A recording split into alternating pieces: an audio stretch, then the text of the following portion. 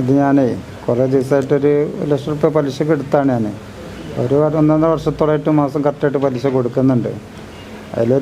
ഒരാഴ്ച വഴുകി പ്രാവശ്യം കുറച്ച് സാമ്പത്തിക ടൈറ്റ് കാരണം അതിന് വന്ന ഒരു ഭീഷണിപ്പെടുത്തിയതാണ്. ഭീഷണിപ്പെടുത്തി തല്ലും ഇതൊക്കെ പഠിച്ചത് 2 ആൾ അവൻ്റെ ഒരു കുടുംബക്കാരൻ്റെ അടുത്ത് സാധിക്കാൻ്റെ അടുത്തുണ്ട്.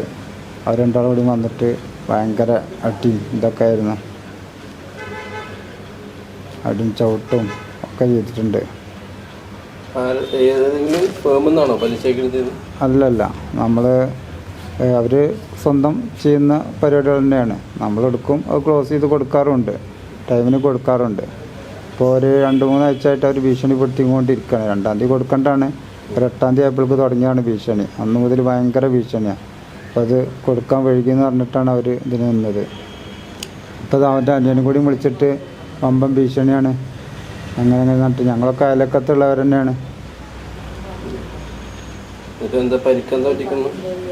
പരിക്ക് ഭയങ്കര വേദന ഉണ്ട്. അടിവയറ്റിൽ നല്ല ചവിട്ട് പൊട്ടിയിട്ടുണ്ട്, തലക്കടിച്ചിട്ടുണ്ട്.